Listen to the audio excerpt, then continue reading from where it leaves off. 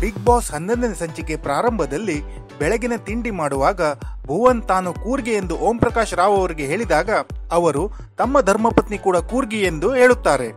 ನಂತರ ಮಾಳವಿಕಾ ನಿನ್ನೆ ನಡೆದ ಜಗಳದ ಬಗ್ಗೆ ಕಾರುಣ್ಯಗೆ ಬುದ್ಧಿವಾದ ಹೇಳಿ ಸಮಾಧಾನ ಮಾಡುತ್ತಾರೆ. ಅದಾದ ಮೇಲೆ ಬಿಗ್ ಬಾಸ್ ಐಸಿಯು ಟಾಸ್ಕ್ನ ಮುಂದಿನ ಹಂತವಾಗಿ ಆಸ್ಪತ್ರೆಯ ಕೆಲ ರೋಗಿಗಳಾಗಿದ್ದವರು ಸಿಬ್ಬಂದಿಯಂತೆ ಮತ್ತು ಸಿಬ್ಬಂದಿಗಳಾಗಿದ್ದವರು ರೋಗಿಯಂತೆ ವರ್ತಿಸಬೇಕೆಂದು ಹೇಳುತ್ತಾರೆ.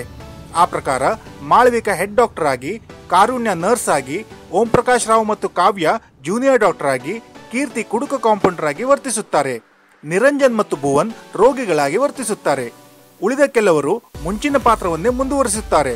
ನಂತರ ಬಿಗ್ ಬಾಸ್ ಟಾಸ್ಕ್ನ ಮುಂದಿನ ಹಂತವಾಗಿ ಎಲ್ಲಾ ರೋಗಿಗಳು ತಮ್ಮ ಪ್ರತಿಭೆ ತೋರಿಸಬೇಕೆಂದು ಹೇಳುತ್ತಾರೆ. ಆ ಪ್ರಕಾರ ಮಾಳವಿಕಾ ಅವರು ರೋಗಿಗಳು ಯಾವ್ಯಾವ ಪ್ರತಿಭೆ ತೋರಿಸಲಿದ್ದಾರೆ ಎಂದು ಪಟ್ಟಿ ಮಾಡಿಕೊಳ್ಳುತ್ತಾರೆ. ಸಂಜೆ ಪ್ರತಿಭಾ ಪ್ರದರ್ಶನ ಶುರುವಾಗುತ್ತದೆ. ಕಾವ್ಯ ಮತ್ತು ಓಂ ಪ್ರಕಾಶ್ ರಾವ್ ಅವರು ಪ್ರತಿಭಾ ಪ್ರದರ್ಶನ ಶೋಗೆ ಆಂಕರಿಂಗ್ ಮಾಡುತ್ತಾರೆ.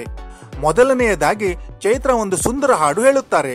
ದೊಡ್ಡ ಗಣೇಶ್ ಅವರು ಒಂದೇ ಒಂದು ಸಾರಿ ಎಂದು ಕುಣಿದಿದ್ದು ನೋಡುಗರನ್ನು ತುಂಬಾ ಮನರಂಜನೆ ನೀಡಿತು.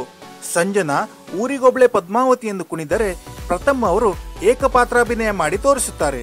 ನಂತರ ಬಂದ ಭುವನ್ ಅವರು ಡಾನ್ ಸ್ಟೈಲ್ ನಲ್ಲಿ ಹಾಡು ಹೇಳಿದರೆ ಶಾಲಿನಿ ಮತ್ತು ಶೀತಲ್ ಸೇರಿ ಸಾಂಗ್ ರಿಕ್ವೆಸ್ಟ್ ಪ್ರೋಗ್ರಾಮ್ ತರ ಒಂದು ಪರ್ಫಾರ್ಮೆನ್ಸ್ ಕೊಡುತ್ತಾರೆ.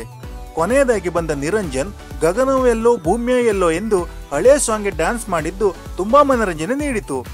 ಅಂತಿಮವಾಗಿ ಬೆಸ್ಟ್ ಪರ್ಫಾರ್ಮೆನ್ಸ್ ಆಗಿ ಶಾಲಿನಿ ವಿಜೇತರಾಗುತ್ತಾರೆ. 2ನೇ ಸ್ಥಾನವನ್ನು ಭುವನ್ ಮತ್ತು 3ನೇ ಸ್ಥಾನವನ್ನು ನಿರಂಜನ್ ಪಡೆಯುತ್ತಾರೆ.